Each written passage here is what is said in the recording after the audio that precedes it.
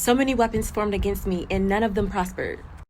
My LSAT score when I applied was so low that Regent told me to take the test again. Classes were hard, the workload was heavy. My first year of school, I got pregnant with my son.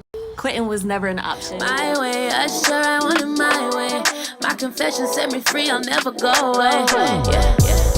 We going up now. We was all asleep, but now we up now. Said he never leaving, now he's stuck around. Dodge the bullet, he the one that told me duck down. I need y'all to understand that I have a testimony. I need y'all to understand that some people, they wake up, they're born, and they know they want to be lawyers. 3 years old, 4 years old, they know I'm going to be a lawyer one day. They see lawyers on the TV screen and they say, that's going to be one day. That's some people, but that's not me. That's not my story. Yes, I've always been driven. I've always been determined. I've always been a go-getter. Yes.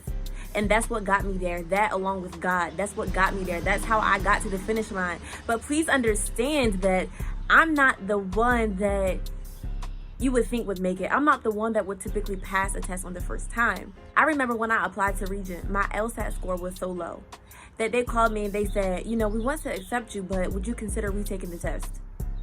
And I said, no, I'm not retaking the test. I decided then and there, I'm not retaking the test because I knew that God had a calling for my life, and I knew that that's the school that he told me to apply to. That's the only school that I applied to. And people are, they asked me, why not apply to this school and that school? I knew that God was calling me to go to Regent. On April 11th of that year, April 11th of 2017, because that's the year that I graduated ODU, I got a letter in the mail that I got accepted to Regent. I stood on my word, and I walked by faith.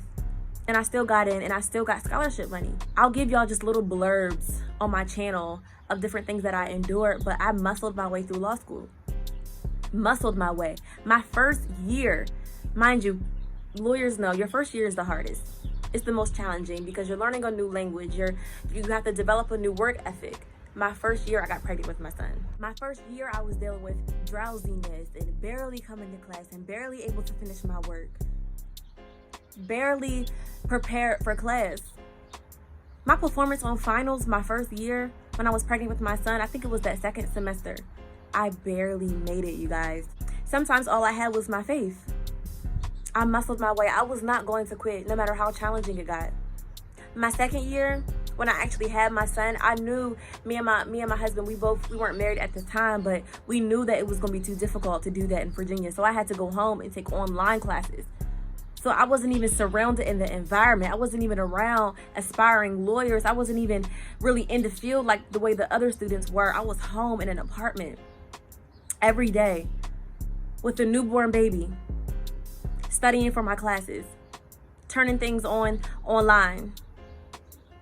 I muscled my way through my second year while my classmates, they were doing trial advocacy and doing their internships and had all these opportunities, rising to the top, doing law review. I didn't do any of that. I didn't do any of that because I was home caring for my son. I remained in enough courses where I could still graduate on time. My third year when I got back on campus, people were shocked to see me. They didn't think I was coming back. I remember it just so clearly, just my classmates that I started off in law school just being like, hey, like, they didn't know where I was, or they didn't know if I was ever coming back or how long it was going to take me. But my third year, I was back on campus with them. I was in classes with them, and I was in classes with 2Ls, which was the class before me, because I had to take those in-person classes with those students.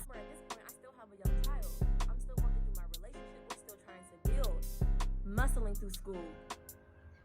Andre, he was in his master's program and working full time. We pushed our way, and we pushed and we pushed and we pushed, and all we had some days was our faith. All we had sometimes was just to pray, the support of our family, each other. But that was my third year, and that year flew, and I petitioned to make sure I still graduated with my class, and I did. I just had one more class that I had to take in the summertime. I can't summarize my story because there's so much.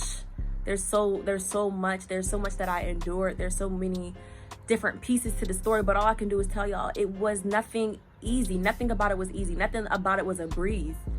I just decided that I was not going to quit. Like, it never crossed my mind to drop out of school. It never crossed my mind to take a break. Not even once.